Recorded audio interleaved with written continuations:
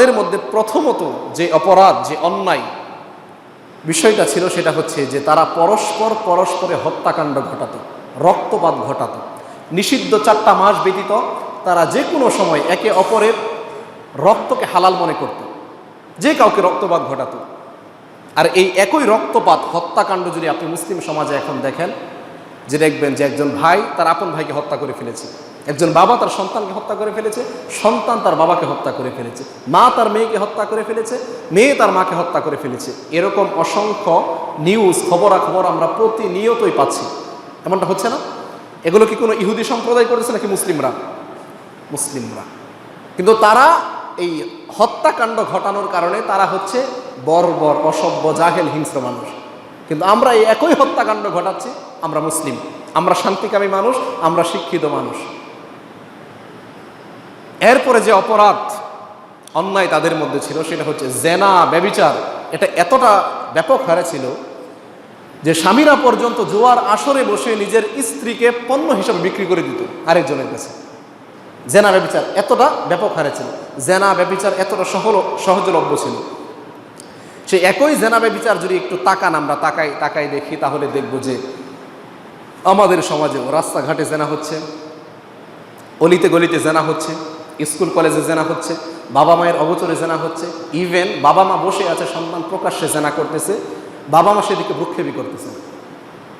তার দৃষ্টান্ত আপনি দেখতে পারেন যে আপনার বাড়িতে একটা মেয়ে আছে, আর আপনার বন্ধু তার ছেলেকে সাথে করে নিয়ে এসেছে।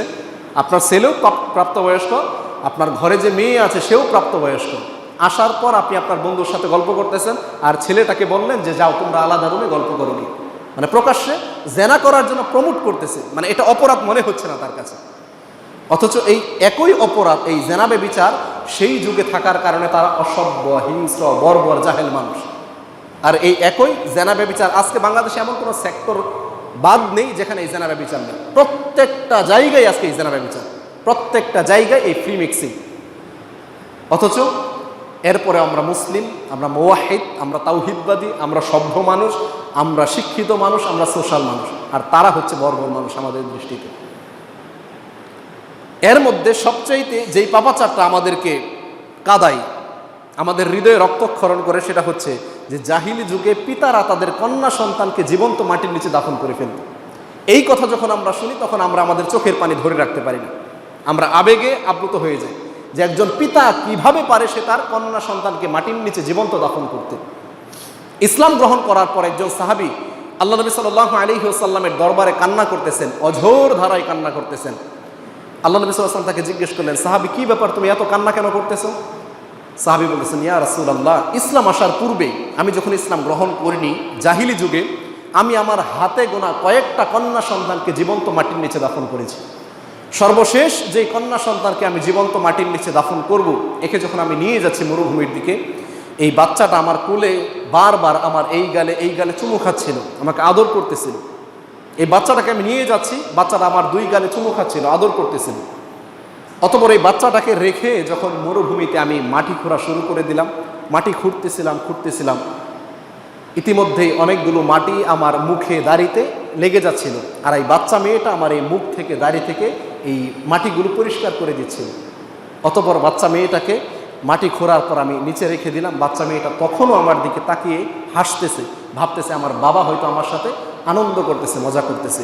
অতঃপর এই কন্যা সন্তানটাকেও আমি জীবন্ত মাটির নিচে দাফন করে ফেললাম। ইয়া রাসূলুল্লাহ, আমার তো আজকে ভয় হচ্ছে, আল্লাহ কি আমাকে ক্ষমা করবে?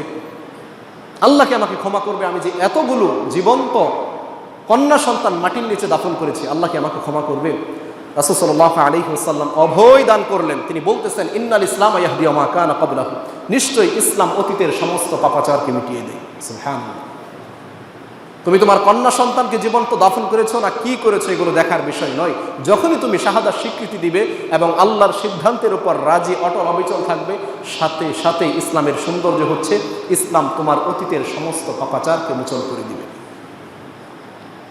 তো এই কথা যদি আমরা যখন শুনি তখন আমাদের হৃদয়ে রক্তক্ষরণ হয় যে একজন বাবা সেই যুগে কিভাবে পারত। এই অপরাধটা আমাদের কাছে সবচাইতে জঘন্যতম মনে হয়। কিন্তু এই অপরাধকে যদি আপনি একটু জাস্টিফাই করেন, যে জাহিলি যুগে কন্যা সন্তানকে অভিশাপ মনে করা হতো, এই যুগেও কন্যা সন্তানকে অভিশাপ মনে করা হয়। কারণ কন্যা সন্তান তো বোঝা, সমাজের বোঝা, অনেক পিতারা মনে করে, এজন্য অনেক পিতামাতা মন খারাপ করে তাদের পরপর কন্যা সন্তান হলে, মেয়ে আসলে। আর এখন তো প্রযুক্তির যুগ, আজকে যখন প্রযুক্তির মাধ্যমে আল্ট্রাসাউন্ডগ্রাফির মাধ্যমে জানতে পারছে যে পেটে কন্যা সন্তান চলে এসেছে, তখন দেখবেন বিভিন্ন ধরনের ইনজেকশন মেডিসিন সেবন করার মাধ্যমে এই পেটের ভিতরেই কন্যা সন্তানকে হত্যা করতেছে। এটা বাস্তবিক চিত্র। তো সেই যুগে পিতারা তাদের কন্যা সন্তানগুলোকে দুনিয়াতে আসতে দিত, আসার পর সেই যুগে একটা অজ্ঞতা মূর্খতার কারণে পিতারা তাদের কন্যা সন্তানগুলোকে 2-2.5 বছর বয়সে জীবন্ত মাটির নিচে দাফন করে ফেলত, একটা কালচার থাকার কারণে, অজ্ঞতার কারণে। তো তাদের পিতারা তাদের সন্তানদেরকে, কন্যা সন্তানগুলোকে দুনিয়াতে আসতে দিত, সরাসরি আল্লাহর সাথে বিরোধিতায় লিপ্ত হতো না, যে আল্লাহ তুমি দিতে চাচ্ছ, আমি নিতে চাচ্ছি না, এমনটা নয়। অতঃপর এই কন্যা সন্তান আসার পরেও 2 বছর 2.5 বছর পিতামাতার আদর, স্নেহ, মমতা, ভালোবাসা সব কিছু পেত, তারপর অজ্ঞতার কারণে হয়তো তাদেরকে জীবন্ত মাটির নিচে পুঁতে ফেলত। আর এখন বর্তমানে কি চলতেছে, যখন জানতে পারছে প্রযুক্তির মাধ্যমে যে পেটে কন্যা সন্তান চলে এসেছে, তখন মেডিসিন সেবন করার মাধ্যমে পেটের মধ্যেই এই কন্যা সন্তানকে হত্যা করতেছে। আচ্ছা বলেন তো, এই অপরাধ সেই অপরাধের চাইতে আরো জঘন্য নয়? আরো জঘন্য নয়? কিন্তু এরপরে তো আমরা মুসলিম, নিজেদেরকে মুসলিমই দাবি করতেছি, এরপরে আমরা শিক্ষিত, সোশ্যাল আপডেট মানুষ, আর তারা হচ্ছে অসভ্য, তারা বর্বর, তারা মূর্খ। এই হাতে গোনা কয়েকটা অপরাধ, সুদ ঘুষের ছড়াছড়ি ছিল তখন, এই কয়েকটা অপরাধের কারণে আমরা তাদেরকে অসভ্য, বর্বর, হিংস্র মানুষ হিসাবে জানি। কিন্তু এই একই অপরাধ আজকে আমাদের মুসলিম সমাজের মধ্যে হুবহু বিদ্যমান, এরপরে আমরা মুসলিম ব্যক্তি। আমরা এখনো জাহিলিয়াত থেকে বের হতে পারিনি, এখনো আমরা জাহিলিয়াত থেকে বের হতে পারিনি। অথচ জাহিলিয়াতের যত রীতি নীতি, যত কার্যক্রম, এই সব কিছুকে মুহাম্মদুর রাসূলুল্লাহ সাল্লাল্লাহু আলাইহি ওয়াসাল্লাম তার 2 পায়ের নিচে মাটি চাপা দিয়ে গিয়েছে। কিন্তু মুসলমানের বাচ্চারা কি করতেছে? মুসলমানের বাচ্চারা রাসূলের সেই মাটির নিচে চাপা দিয়া সেখান থেকে সেই জাহিলিয়াতগুলোকে তুলে সমাজের মধ্যে প্রতিষ্ঠিত করতেছে। আর এগুলোই নাকি তাদের সভ্যতা, এগুলোই নাকি তাদের আধুনিকতা। লা হাওলা ওয়ালা কুওয়াতা ইল্লা বিল্লাহ, লা হাওলা ওয়ালা কুওয়াতা ইল্লা বিল্লাহ, আস্তাগফিরুল্লাহ ওয়া আতুবু ইলাইহি। তো এই হচ্ছে মুসলিমদের অবস্থা। মুসলিম সন্তানদের অবস্থা আজকে এমন যে তারা কাদেরকে অনুসরণ করবে, বা আমাদের পিতামাতা আমরা যারা আছি, আমাদের মাইন্ডসেট এমন যে আমাদের সন্তানদের বয়স 10 বছর হয়ে যায়, 15 বছর হয়ে যায়, তখন আমাদের মনে হয় না যে তাদের ধর্ম শিখতে হবে বা ধর্ম পালন করতে হবে। তারা মনে করে যে আমাদের সন্তানের বয়স 10 বছর, ও ধর্মের বুঝবে কি, শরীয়তের ও কি বুঝবে। অথচ আপনি যদি ইসলামটাকে একটু জাস্টিফাই করেন, ইসলাম এই পৃথিবীতে যাদের মাধ্যমে প্রতিষ্ঠিত হয়েছে, এই ইসলাম যাদের মাধ্যমে প্রতিষ্ঠিত হয়েছে, রাসূল সাল্লাল্লাহু আলাইহি ওয়াসাল্লামের যদি 1 লক্ষ সাহাবী থেকে থাকে, তার মধ্যে 80,000 সাহাবী ছিল যারা ছিল যুবক, যাদের বয়স ছিল 10 থেকে 20 বছরের মধ্যে, 10 থেকে 20 বছরের মধ্যে যাদের বয়স ছিল, এদের মাধ্যমেই এই পৃথিবীতে ইসলাম প্রতিষ্ঠিত হয়েছে। কিন্তু আমাদের মাইন্ডসেট কি, আমরা পিতামাতা যারা আছি, যে আমাদের সন্তানের বয়স 15 বছর, ও তো এখন একটু মোবাইলে ফ্রি ফায়ার, পাবজি খেলবে, ও এখন নামাজ পড়বে না, ওর নামাজের এখন সময় হয়নি, ও বিয়ে শাদী করবে, বাচ্চা কাচ্চা হবে, ওর চুল দাড়ি পাকবে, ও তখন ধর্ম পালন করবে, এখন তার ধর্মের প্রয়োজন নেই। এটা হচ্ছে আমাদের দৃষ্টিভঙ্গি। অথচ ইসলাম এই জমিনে বাস্তবায়ন হয়েছে, এই জমিনে প্রতিষ্ঠিত হয়েছে এই সমস্ত যুবক সাহাবীদের মাধ্যমে। তার মধ্যে একজন সাহাবী আব্দুল্লাহ ইবনে মাসউদ রাদিয়াল্লাহু আনহু, আব্দুল্লাহ ইবনে মাসউদ রাদিয়াল্লাহু আনহু, তার বয়স 7 থেকে 8 বছর হবে। সে কি করতো? ইসলাম গ্রহণ করেনি তখন এই ছেলে, এই সাহাবী ইসলাম গ্রহণ করেনি, বয়স 7 থেকে 8 বছর। সে কি করতো? বকরি চড়াতো, মাঠে রাখাল ছিল, বকরি চড়াতো। আল্লাহ নবী সাল্লাল্লাহু আলাইহি ওয়াসাল্লাম একদিন যাচ্ছেন পাশ দিয়ে, সাথে আবু বকর রাদিয়াল্লাহু আনহু। আল্লাহ নবী সাল্লাল্লাহু আলাইহি ওয়াসাল্লাম এই বাচ্চা সাহাবী, বাচ্চা ছেলে আব্দুল্লাহ ইবনে মাসউদকে ডাকলেন যে এদিকে আসো, তোমার নাম কি? সে বলল আমার নাম আব্দুল্লাহ ইবনে মাসউদ। সে ইসলাম গ্রহণ করেনি, মুসলিম না তখন। আল্লাহ নবী সাল্লাল্লাহু আলাইহি ওয়াসাল্লাম বলতেছেন যে তোমার কাছে এমন কোনো বকরি আছে যেই বকরি দুধ দেয়, দুধ পান করার মতো এমন কোনো বকরি আছে? এই বাচ্চা ছেলে জবাবটা দেখেন, 7-8 বছর বয়সী বাচ্চা ছেলে, সে বলতেছে হ্যাঁ, আমার কাছে এমন বকরি আছে, কিন্তু আমি আপনাকে দিতে পারবো না। কেন? কারণ এটা আমার মালিক আমার কাছে আমানত রেখেছে, আর আমানতের রক্ষাকারী হিসাবে আমি একজন বিশ্বস্ত ব্যক্তি। এটা কত বছর বয়সে বাচ্চা বলেছিল বলেন তো? 7-8 বছর বয়সে একটা বাচ্চা ছেলে রাসূলের মুখের উপরে এই জবাব দিয়েছে, ইসলাম গ্রহণ করেনি। সে বলতেছে যে আমার কাছে এমন বকরি আছে, কিন্তু দিতে পারবো না, কারণ আমার মালিক আমার কাছে এটা আমানত রেখেছে, আর আমানতের রক্ষাকারী হিসাবে আমি একজন বিশ্বস্ত ব্যক্তি। অথবা রাসূল সাল্লাল্লাহু আলাইহি ওয়াসাল্লাম বলতেছেন যে তাহলে তোমার কাছে এমন কোনো বকরি আছে যেটা দুধ দেয় না? দুধ দেয় না এমন কোনো বকরি আছে, তাহলে তো তোমাকে তোমার মালিকের কাছে জবাবদিহিতা করতে হবে না। তখন আব্দুল্লাহ ইবনে মাসউদ বলতেছে, হ্যাঁ আমার কাছে এমন বকরি আছে যে দুধ দেয় না। অতঃপর এই বকরিকে রাসূলের সামনে নিয়ে আসা হলো। রাসূল সাল্লাল্লাহু আলাইহি ওয়াসাল্লাম তার বরকতময় হাত দিয়ে বকরির স্তনে হাত বুলালেন, সাথে সাথে এই বকরির স্তন দুধে পরিপূর্ণ হয়ে গেল। এই দৃশ্য এই বাচ্চা ছেলে, 7-8 বছর বয়সী বাচ্চা ছেলে সে দেখলো। অতঃপর রাসূল সাল্লাল্লাহু আলাইহি ওয়াসাল্লাম নিজে সেই বকরি থেকে দুধ পান করলেন এবং আবু বকর রাদিয়াল্লাহু আনহুকে পান করালেন। এই বাচ্চা ছেলে, 7-8 বছর বয়সী বাচ্চা ছেলে এই দৃশ্য দেখে সে আবু বকর রাদিয়াল্লাহু আনহু বলতেছেন যে কে এই ব্যক্তি, এই ব্যক্তি কে, এই অলৌকিক ব্যক্তিটা কে? তখন আবু বকর রাদিয়াল্লাহু আনহু বলছেন, ইনি হচ্ছেন আল্লাহর রাসূল মুহাম্মদুর রাসূলুল্লাহ সাল্লাল্লাহু আলাইহি ওয়াসাল্লাম। তখন আব্দুল্লাহ ইবনে মাসউদ এই বাচ্চা ছেলে বলতেছে যে আপনি তো আল্লাহর রাসূল, আপনি আমাকে কোরআন থেকে আরো কিছু নসিহত করুন। অতঃপর রাসূল সাল্লাল্লাহু আলাইহি ওয়াসাল্লাম তাকে আরো কিছু নসিহত করলেন। সাথে সাথেই ওই মুহূর্তেই এই 7-8 বছর বয়সী বাচ্চা ছেলে আব্দুল্লাহ ইবনে মাসউদ তখনই ইসলাম গ্রহণ করে নিল। এটা কত বছর বয়সী বাচ্চা দ্বারা হয়েছিল? 7-8 বছর বয়স। আর আমাদের চিন্তা ভাবনা কি? আমাদের মাইন্ডসেট হলো আরে 7-8 বছর বয়সী কেন, 10 বছর 15 বছর, ওর এখনো ধর্মের কিছুই জ্ঞান হয়নি, ও ধর্ম বুঝবে কি করে? এই হচ্ছে আমাদের চিন্তা ভাবনা। কিন্তু আপনি ঢাকা শহর যখন যাবেন তখন দেখবেন যে রাস্তার আশপাশে অনেক বাচ্চাদেরকে দেখবেন, তারা বিভিন্ন ধরনের যেই নেশাগুলোর নাম হয়তো আমরা জানি না, এই নেশাগুলো তারা খাচ্ছে এবং তারা এটা জানে যে এটা খেলে এই হয়, এই নেশা হয়, এই পিনিক হয়। আচ্ছা বলেন তো, একটা ছেলে 7-8 বছর বয়সী বাচ্চা ছেলে, 10 বছর বয়সী, 15 বছর বাচ্চা ছেলে, সে যদি বুঝে এটা খেলে নেশা হয়, এটা খেলে পিনিক হয়, তাহলে ও ধর্ম বুঝবে না? মানে ও ধর্ম কেন বুঝবে না? ও যদি এটা বুঝে থাকে ধর্ম ও বুঝবে। কিন্তু ত্রুটি হচ্ছে আমাদের, আমরা ওকে ধর্ম শিক্ষা দেইনি, ধর্ম ওকে আমরা শিক্ষা দেইনি, এ হচ্ছে আমাদের ব্যর্থতা। তো এজন্য এই জাহিলি সংস্কৃতি থেকে বের হয়ে আসতে হবে।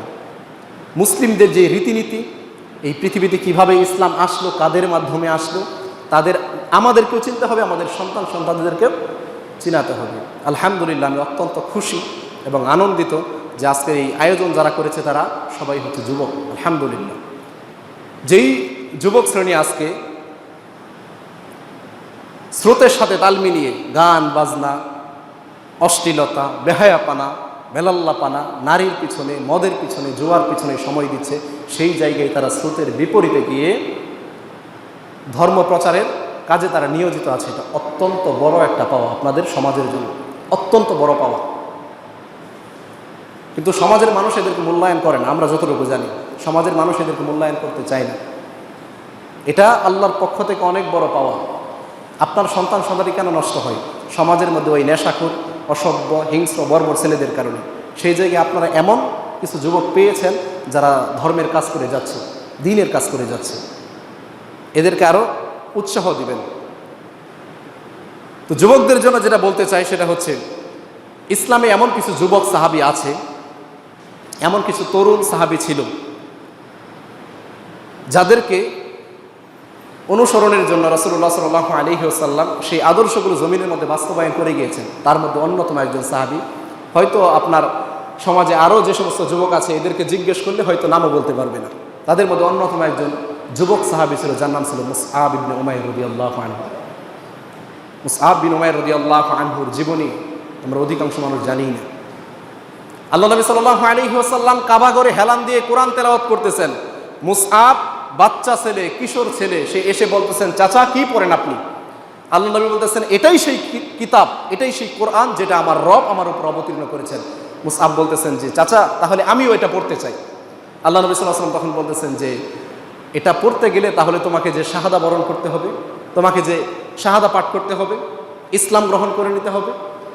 তখন মুসআব বিন উমাইর, এই কিশোর ছেলে, সে বলতেছে যে চাচা আপনি বলেন, আমি প্রস্তুত আছি, কি করতে হবে আমাকে? এই তো আল্লাহ নবী সাল্লাল্লাহু আলাইহি ওয়াসাল্লামের কাছে ইসলাম গ্রহণ করে নিলেন মুসআব বিন উমাইর রাদিয়াল্লাহু আনহু। ইসলাম গ্রহণ করার পর এই খবর যখন তার মায়ের কাছে চলে গিয়েছে, এলাকায় ছড়িয়ে গিয়েছে, তার মা তাকে বন্দি করে রেখেছে, তার খাবার বন্ধ করেছে, তার মা নিজের খাবারও বন্ধ করে দিয়েছে। অতঃপর 7 দিন পরে যখন তাকে নিয়ে আসা হলো যে মুসআব তুমি আমার খুব আদরের সন্তান, আমাদের খুব আদরের সন্তান, তোমার জীবনের কোনো চাওয়া পাওয়াকে আমরা অপূর্ণ রাখিনি। মুসআব বিন উমাইর রাদিয়াল্লাহু আনহু এমন ধনাঢ্য পরিবারের সন্তান ছিল যে মক্কার বুকে আল্লাহ নবী বলেছেন মক্কার বুকে তার চাইতে এত সুন্দর কুকরানো চুল বিশিষ্ট কোনো যুবক ছেলেকে আমি দেখিনি। এত সুন্দর, এত স্মার্ট ছেলে ছিল এই মুসআব। ধর্ম পালন করার কারণে তার ত্যাগ দেখেন, এত সুন্দর, এত চমৎকার, এত বিশিষ্ট ধনাঢ্য পরিবারের কোনো সন্তানকে আমি দেখিনি। ইসলাম গ্রহণ করার কারণে আজকে তোমার এই অবস্থা।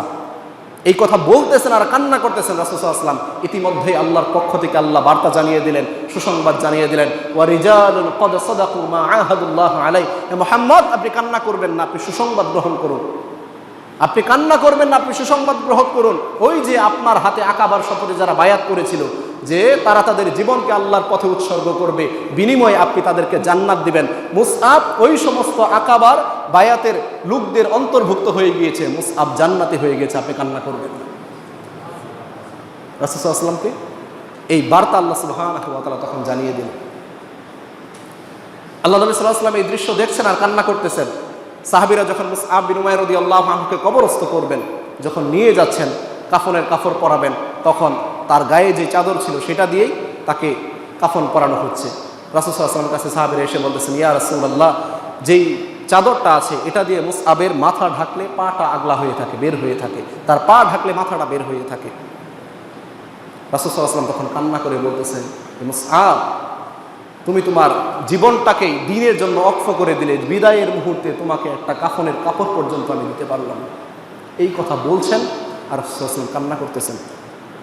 তো দ্বীনের জন্য এই ত্যাগ যুবকরাই করেছে, যুবকদের মাধ্যমেই এই দ্বীন, এই ইসলাম প্রতিষ্ঠিত হয়েছে, বাস্তবায়িত হয়েছে। সেই যুবকগুলো যদি আজকে সোচ্চার হয়, দ্বীনের জন্য কাজ করে যায়, ইনশাআল্লাহ এদের দ্বারাই এই জাহিলি সমাজ পরিবর্তন করা সম্ভব, এদের দ্বারাই সম্ভব। এই জন্য আপনাদের কাছে আমার নসিহা থাকবে, যারা কাজ করে যাচ্ছেন হতাশ হবেন না, নিরাশ হবেন না। হয়তো বিভিন্ন ধরনের বাধা বিপত্তি আপনার উপর আসবে, সমাজের লোক আপনাকে টিটকারি দিবে, বিভিন্ন ধরনের কটু মন্তব্য করবে। বিচলিত হওয়ার কিছুই নেই, বিচলিত হওয়ার কিছু নেই। আপনি আল্লাহর কাছ থেকে জান্নাত কিনে নিন আপনার জীবনের মাধ্যমে। আল্লাহ সুবহানাহু ওয়া তাআলা কি বলছেন, ইন্নাল্লাহা আশতারা মিনাল মুমিনিনা আনফুসাহুম ওয়া করে দিচ্ছে। সে বিষয়টা হচ্ছে যে ইবাদত করার ক্ষেত্রে আমাদের মধ্যে কয়েকটা ভয় থাকা উচিত। আমরা হয়তো ভাবতে পারি যে যেই ব্যক্তি ইবাদত করে না, দিন ধর্ম মানে না, তার না ভয় হওয়া উচিত, তার জন্য পরকালে শাস্তির ব্যবস্থা আছে। কিন্তু যারা ইবাদত করি, আমরা ধর্ম পালন করি, ধর্ম তো পালন করতেই পারি না, যতটুকু করি, এক্ষেত্রেও আমাদের কয়েকটা ভয়, বিশেষ করে 4টা ভয়। এই 4টা ভয় নিয়ে আমি কথা বলে আমার আলোচনা শেষ করব ইনশাআল্লাহ। 4টা ভয় আমাদের অন্তরে সদা সর্বদা রাখা উচিত। যদি এই ভয়গুলো না থাকে, হয়তো দুনিয়াতে নয়তো পরকালে আমরা ক্ষতিগ্রস্ত হয়ে যাব। এর মধ্যে প্রথমত যেই ভয়, আমরা যে ইবাদতটুকু করতেছি, যেই কাজটুকু দিনের জন্য করতেছি, আল্লাহর জন্য করতেছি, এটা মাকবুল তো, আল্লাহ কবুল করছেন তো, এই ভয় অন্তরে রাখতে হবে। আমরা ইবাদত করেই কেন যেন আত্ম অহংকারী হয়ে যাচ্ছে, মানে ধর্মের কাজ তো করি না, যতটুকু ধর্ম পালন করি এটাকে মানুষের সামনে হাইলাইট করে দেখাই যে আমরাই ধর্ম পালন করি। কিন্তু ইবাদত করার পরেও ভয়ে ভীত সন্ত্রস্ত থাকতেন স্বয়ং আম্বিয়া আলাইহিস সালাতু ওয়াস সালাম। নবীরা পর্যন্ত ভয়ে ভীত সন্ত্রস্ত থাকতো যে আল্লাহ কবুল করেছেন কিনা। ইব্রাহিম আলাইহিস সালাতু ওয়াস সালাম, ইসমাঈল আলাইহিস সালাতু ওয়াস সালামকে আল্লাহ নির্দেশ করলেন, ওয়া ইদ ইয়ারফাউ ইব্রাহিমুল কওয়াইদা মিনাল বাইতি ওয়া ইসমাঈল, হে ইব্রাহিম ও ইসমাঈল, তোমরা দুইজনে বাইতুল্লাহ নির্মাণ করো। আল্লাহ তাদেরকে সরাসরি নির্দেশ করলেন যে তোমরা বাইতুল্লাহ নির্মাণ করো। আল্লাহর নির্দেশে তারা তাই বাস্তবায়ন করলেন যে বাইতুল্লাহ একটা ইটের উপর ইট রেখে বাজরত অবস্থায় তারা বাইতুল্লাহ নির্মাণ করলেন। দেখেন, আল্লাহ নির্দেশ দিলেন, তারা পালনও করলেন। বিষয়টা এখানেই শেষ হয়ে যেত যে আল্লাহ নির্দেশ দিলেন, তারা নির্দেশ বাস্তবায়ন করলেন। আল্লাহ আমাদেরকে সালাতের নির্দেশ দিয়েছে, আমরা বাস্তবায়ন করেছি, এখানেই শেষ হয়ে যেত। কিন্তু আম্বিয়া আলাইহিস সালাতু ওয়াস সালামের ভয় দেখেন। ইব্রাহিম আলাইহিস সালাতু ওয়াস সালাম, ইসমাঈল আলাইহিস সালাতু ওয়াস সালাম আল্লাহর এই নির্দেশ বাস্তবায়ন করার পর তারা আল্লাহর কাছে বলতেছে, রব্বানা, হে আমাদের রব, তাকাব্বাল, আপনি কবুল করে নিন, মিন্না, আমাদের থেকে, ইন্নাকা আনতাস সামিউল আলিম, আপনি তো হচ্ছেন সামিআ, আপনি তো হচ্ছেন আলিম, আপনি তো সর্বশ্রোতা সর্বদ্রষ্টা, আপনি তো মানুষের প্রকাশ্যে যা বলে সেটাও শুনতে পান, মানুষের অন্তরে যা গোপন করে রাখে সেটাও শুনতে পান। কাজেই আল্লাহ, আমরা যতটুকু করেছি, কি জন্য করেছি আপনি তো ভালো জানেন। আল্লাহ, আল্লাহ আপনি কবুল করে নিন। এই যে ভয়, এই ভয়ে ভীত সন্ত্রস্ত থাকতো আম্বিয়া আলাইহিস সালাতু ওয়াস সালাম। কিন্তু আমাদের সেই ভয় নেই। আজকে জুমার সালাত আদায় করেছি, আল্লাহ কবুল করেছেন তো। আজকে হালাকার আয়োজন করেছেন, আল্লাহ কবুল করছেন তো। এশারের সালাত আদায় করেছেন, আল্লাহ কবুল করছেন তো। কোনো ভয় নেই আমাদের। বরঞ্চ এইটুকু করেছি এটা নিয়ে আত্মহংকারী হয়ে যাচ্ছে, এটা নিয়েই মনে করতেছে যে আমরাই ইসলামের জন্য অনেক কিছু করে ফেলতেছি। এমনটা যেন না হয়। ইবাদত করার ক্ষেত্রে এই ভয় সদা সর্বদা অন্তরে রাখতে হবে, আল্লাহ কবুল করছেন তো। কারণ আল্লাহ যদি কবুল না করেন এই ইবাদতের দ্বারা কোনো জাযা প্রতিদান আমরা পাবো না। আল্লাহ সুবহানাহু ওয়া তাআলা তো বলছেন যে ওয়াকাদিমনা ইলা মা আমিলু মিন আমালিন ফাজআলনাহু হাবাআম মানসুরা। কাল কিয়ামতের ময়দানে কিছু বান্দার আমলনামা আল্লাহর কাছে পেশ করা হবে, আল্লাহ সেই আমলগুলো মিজানের পাল্লায় তুলবেনই না। সেই আমলগুলো আল্লাহ বিক্ষিপ্ত ধূলিকণার ন্যায় বাতাসের সাথে উড়িয়ে দিবেন, ধুলাবালির মতো উড়িয়ে দিবেন। কোনো জাযা কোনো প্রতিদান আল্লাহ সেই আমলের বিনিময়ে দিবেন না। তা আমাদের আমলও যদি আল্লাহর কাছে গৃহীত না হয়, আল্লাহ যদি কাল কিয়ামতের ময়দানে কোনো প্রতিদান না দেন, কোনো জাযা না দেন, সেগুলোকে যদি ধুলাবালির মতো উড়িয়ে দেন, তাহলে আমাদের এই নামাজ, আমাদের এই রোজা, আমাদের এই ইবাদত বন্দেগী সব কিছুই তো বৃথা। এজন্য ভয় সর্বদা অন্তরে রাখতে হবে, আল্লাহ কবুল করছেন তো। এবং এই ইবাদত যেন আল্লাহর কাছে কবুল হয়, এজন্য আল্লাহর কাছে দোয়া করতে হবে যে আল্লাহ আপনি কবুল করে নিন, আল্লাহ যতটুকু করেছে আপনি কবুল করে নিন, আল্লাহ কি জন্য করেছে আপনি তো ভালো জানেন, কাজে আল্লাহ আপনি কবুল করে নিন। এই ভয় অন্তরে রাখতে হবে। 2 নাম্বার যেই ভয় অন্তরে রাখতে হবে সেটা হচ্ছে আপনি আমি যে ইবাদতটা করতেছি, যেই আমলটুকুই করতেছি, এটার ক্ষেত্রে রিয়া চলে আসতেছে না তো? লোক দেখানো কোনো মতবাদ, লোক দেখানো কোনো উদ্দেশ্য চলে আসতেছে না তো? লোক দেখানো কোনো উদ্দেশ্য যদি চলে আসে, তাহলে এই আমলের বিনিময়ে কোনো জাযা, কোনো প্রতিদান আমরা পাবো না। বরঞ্চ ওই ব্যক্তিদের মতো অবস্থা হবে যে 3 শ্রেণীর ব্যক্তি দিয়ে আল্লাহ জাহান্নাম উদ্বোধন করবেন। 3 শ্রেণীর ব্যক্তি কিন্তু পরহেজগার, 3 শ্রেণীর ব্যক্তি কিন্তু ইবাদত গুজারকারী ব্যক্তি। এরপরে এদের অবস্থান কেন জাহান্নামে যাবে? অন্তরে রিয়া থাকার কারণে, লোক দেখানো মানসিকতা থাকার কারণে, লৌকিকতা থাকার কারণে। আল্লাহ নবী সাল্লাল্লাহু আলাইহি ওয়াসাল্লাম একদিন হেঁটে যাচ্ছিলেন, সাহাবীরা দাজ্জালের ফিতনা নিয়ে আলোচনা করতেছিলেন। ওয়া নাহনু নাতাযাক্কারুল মাসিহাদ দাজ্জাল। সাহাবীরা একদিন দাজ্জালের ফিতনা নিয়ে আলোচনা করতেছিলেন, রাসূল সাল্লাল্লাহু আলাইহি ওয়াসাল্লাম পাশ দিয়ে যাচ্ছিলেন। যাওয়ার সময় তিনি তাদের কথাগুলো শুনলেন। শোনার পর তিনি সেখানে উপস্থিত হয়ে বলতেছেন যে সাহাবীরা, তোমরা তো দাজ্জালের ফিতনা নিয়ে আলোচনা করতেছো, আজকে তোমাদেরকে দাজ্জালের ফিতনার চাইতেও ভয়াবহ একটা ফিতনা সম্পর্কে অবহিত করব। সাহাবীরা বললেন যে ইয়া রাসূলুল্লাহ বলেন, সে কি এমন ফিতনা? রাসূল সাল্লাল্লাহু আলাইহি ওয়াসাল্লাম বলতেছেন যে দাজ্জালের ফিতনার চাইতেও ভয়াবহ ফিতনা হচ্ছে মানুষকে দেখানোর জন্য ইবাদত করা, লোক দেখানো ইবাদত করা দাজ্জালের ফিতনার চাইতেও ভয়াবহ ফিতনা। রাসূল সাল্লাল্লাহু আলাইহি ওয়াসাল্লাম উদাহরণ দিয়ে, দৃষ্টান্ত দিয়ে তিনি বুঝালেন যে তোমাদের মধ্যে কোনো ব্যক্তি সালাত আদায় করতেছে, আর তার সালাতের দিকে আরও কিছু মানুষ দৃষ্টি দিচ্ছে, খুব দৃষ্টি দিয়ে তারা তাকিয়ে আছে, আর এই ব্যক্তি এজন্য তার সালাদটাকে আরো সুন্দর করতেছে। এই যে মানুষকে দেখানোর জন্য সে সালাদটাকে সুন্দর করলো, এটা দাজ্জালের ফিতনার চাইতেও ভয়াবহ ফিতনা।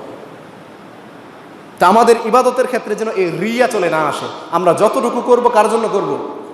আল্লাহ সুবহানাহু ওয়া তাআলা শিক্ষা দিয়েছেন, বল ইন্না সালাতি ওয়া নুসুকি, হে নবী আপনি বলে দিন, ইন্না সালাত, নিশ্চয়ই আমার সালাত, ওয়া নুসুকি আমার কুরবানি, ওয়া মাহইয়ায়া আমার জীবন, ওয়া মামাতি এবং আমার জীবন থেকে মৃত্যু অবধি যা কিছু ঘটবে, যা কিছু করব, সব কিছু লিল্লাহি রাব্বিল আলামিন, বিশ্বজাহানের প্রতিপালক আল্লাহর জন্য। একজন মুসলিমের জীবনে যা কিছু হবে সব কিছু কার জন্য? আল্লাহর জন্য। আর আল্লাহ কিন্তু আপনার অন্তরে কি আছে এটাই দেখবেন। রাসূল সাল্লাল্লাহু আলাইহি ওয়াসাল্লাম বলেছেন, ইন্নাল্লাহা লা ইয়ানজুরু ইলা সুওয়ারিকুম ওয়া আমওয়ালিকুম ওয়ালাকিন ইয়ানজুরু ইলা কুলুবিকুম ওয়া আমালিকুম। রাসূল সাল্লাল্লাহু আলাইহি ওয়াসাল্লাম বলেছেন, নিশ্চয়ই আল্লাহ তোমাদের সূরত, আকৃতি প্রকৃতির দিকে তাকান না। তিনি দেখেন না কার সূরত কত সুন্দর, কার মান মর্যাদা কত বেশি, কে সমাজের মধ্যে ভালো প্রতিষ্ঠিত, কে সমাজের মধ্যে কতটা মর্যাদা অর্জন করেছে, এগুলো আল্লাহ কিছুই দেখেন না। আল্লাহ কি দেখেন? ওয়ালাকিন ইয়ানজুরু ইলা কুলুবিকুম, আল্লাহ তোমাদের কলব দেখেন, তোমাদের অন্তরে কি আছে এটা দেখেন। ওয়া আমালিকুম, এবং আমলে কি বাস্তবায়ন করেছে আল্লাহ এটা দেখেন। এগুলোর মধ্যে আল্লাহ সুবহানাহু ওয়া তাআলা নাজাত রেখেছেন। বাকি যদি অন্তরের মধ্যে রিয়া নিয়ে, লোক দেখানো মতবাদ নিয়ে আমরা ইবাদত করি, তাহলে সেই ইবাদত তো আল্লাহর নিকট গ্রহণযোগ্য হবেই না, বরঞ্চ এই ইবাদতের দ্বারা আমরা শিরকের মতো পাপাচারে লিপ্ত হয়ে যাব। রাসূল বলছেন, মান সাল্লা ইউরাই ফাকাদ আশরাক, কোনো ব্যক্তি মানুষকে দেখানোর জন্য সালাত আদায় করলে সেই ব্যক্তি শিরক করে। ওমান সামা ইউরাই ফাকাদ আশরাক, কোনো ব্যক্তি মানুষকে দেখানোর জন্য যদি সিয়াম পালন করে সেই ব্যক্তি শিরক করে। এরকম ব্যক্তি আমাদের সমাজে আছে না? যে রমজান মাস, সারা জীবন তো নামাজবিহীন জীবন যাপন করেছে, রমজান মাস যখন প্রথম দিকে আসে তখন সে ওই তারাবির সালাতে জয়েন হয়। কেন? আরে রমজান মাসে যদি মসজিদে আমার না দেখা যায়, সমাজের মানুষ কি ভাববে? প্রথম দিকে 4-5 দিন দেখা যায়, মানে তখন মানুষকে দেখানোর জন্য তারা আসে। যে এই লৌকিকতা নিয়ে ইবাদত করলে এই ইবাদত তো আল্লাহর নিকট গৃহীত হবেই না, পক্ষান্তরেই তারা শিরকের মতো পাপাচারে লিপ্ত হয়ে যাবে।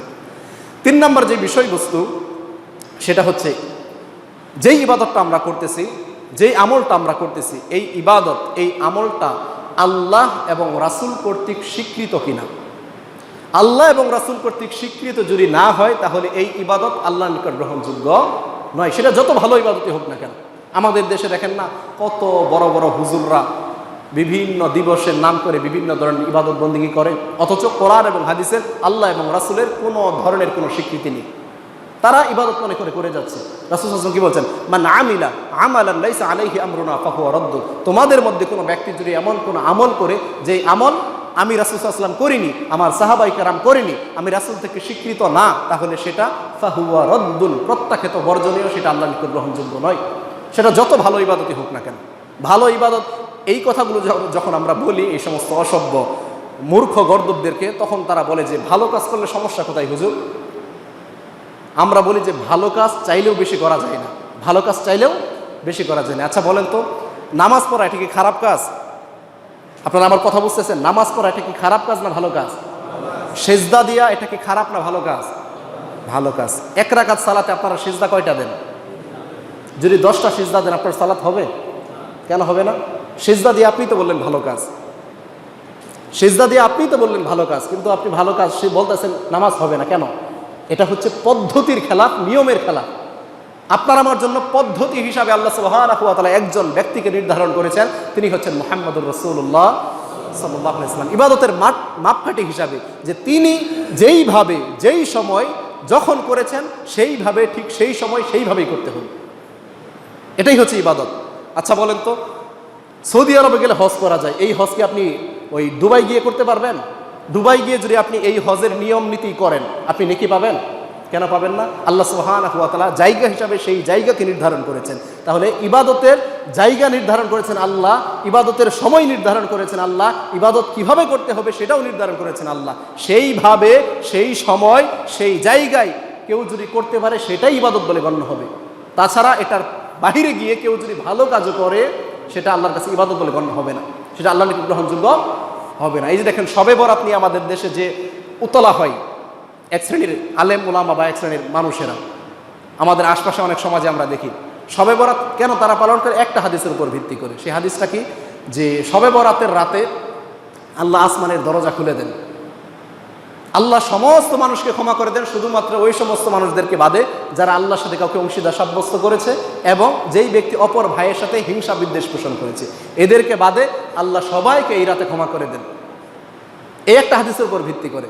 দেখেন এই হাদিসটা যদিও সহি নয়, প্রক্ষান্তর আরেকটা আপনি হাদিস দেখেন, যে হাদিসটা হয়তো পাবেন 6438 নম্বর হাদিস, সম্ভবত সহি মুসলিমে।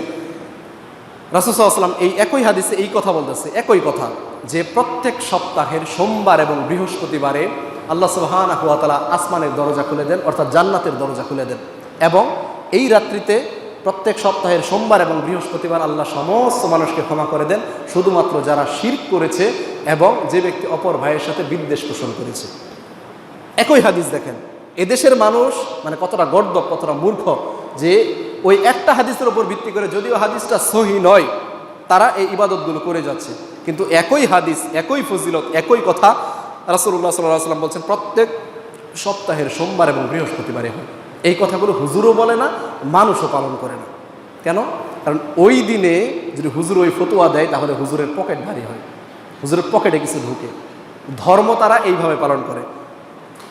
তো ওদের মাযহাব ওদেরকে ধর্ম শিক্ষা দিয়েছে হুজুরের নীতিমালার উপরে, আর আমাদের ধর্ম আমাদেরকে ধর্ম শিক্ষা দিয়েছে মুহাম্মদুর রাসূলুল্লাহ সাল্লাল্লাহু আলাইহি ওয়াসাল্লামের আদর্শ দিয়ে, যে তিনি যা করেছেন সেটাই, সেটার বাহিরে কমও করতে পারবো না, বেশিও করতে পারবো না। কারণ আল্লাহ সুবহানাহু ওয়া তাআলা ইসলামটাকে পূর্ণাঙ্গ জীবন ব্যবস্থা বলেছেন। প্রায় 1.25 লক্ষ সাহাবী উপস্থিত থাকায় বিদায় হজের ভাষণের সময় আল্লাহর পক্ষ থেকে আল্লাহ এই আয়াত অবতীর্ণ করলেন, আল ইয়াউমা আকমালতু লাকুম দীনাকুম ওয়া আতমামতু আলাইকুম নি'মাতি ওয়া রাদিতু লাকুমুল ইসলাম দীনা। আল্লাহ বলতেছেন যে আজ আমি তোমাদের দিনকে, ধর্মকে পরিপূর্ণ করে দিলাম। এখানে চাইলেও কেউ আর সুই পরিমাণ কিছু ঢুকাতে পারবে না, কোনো হুজুরও ঢুকাতে পারবে না, কোনো আউলিয়া পীর কেউ ঢুকাতে পারবে না। ইসলাম পরিপূর্ণ, যেটা পরিপূর্ণ সেখানে চাইলে আর নতুন করে কিছু দিতে পারবেন? দেওয়ার কোনো সুযোগ নেই। আল্লাহ সুবহানাহু ওয়া তাআলা ইসলামকে পূর্ণাঙ্গ জীবন ব্যবস্থা বলেছেন, তার মানে এটা আমাদের জন্য একেবারে পূর্ণাঙ্গ জীবন ব্যবস্থা, এর বাহিরে কোনো কিছু গ্রহণ করা যাবে না। তো এই জন্যই ইবাদত করার ক্ষেত্রে যেটা করবো, যতটুকু করবো, সেটা আল্লাহ এবং রাসূল কর্তৃক স্বীকৃত আছে কিনা এটা যাচাই বাছাই করতে হবে। যদি আল্লাহ এবং রাসূল কর্তৃক স্বীকৃত হয় তাহলে এটার জাযা বা প্রতিদানটা কেমন হবে জানেন?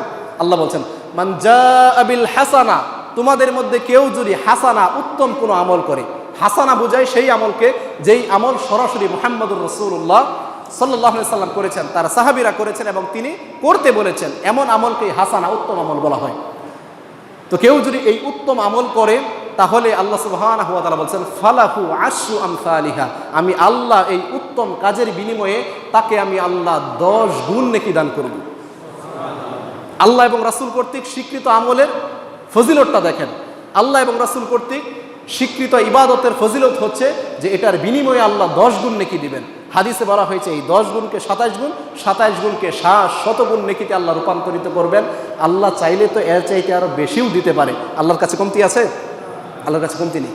এজন্য ইবাদত করার ক্ষেত্রে এই দৃষ্টিভঙ্গি রাখতে হবে যে আল্লাহ এবং রাসূল কর্তৃক স্বীকৃত আছে কিনা। যেটা করেন যতটুকুই করেন, ছোট আমল হোক তুচ্ছ হতে পারে, আপনার কাছে তুচ্ছ হতে পারে, কিন্তু সেটার ক্ষেত্রে আল্লাহ এবং রাসূলের স্বীকৃতি থাকতে হবে। সর্বশেষ কথা সেটা হচ্ছে ইবাদত করার ক্ষেত্রে ব্যর্থতা নয়। আমরা ব্যর্থ হয়ে যাচ্ছি না তো?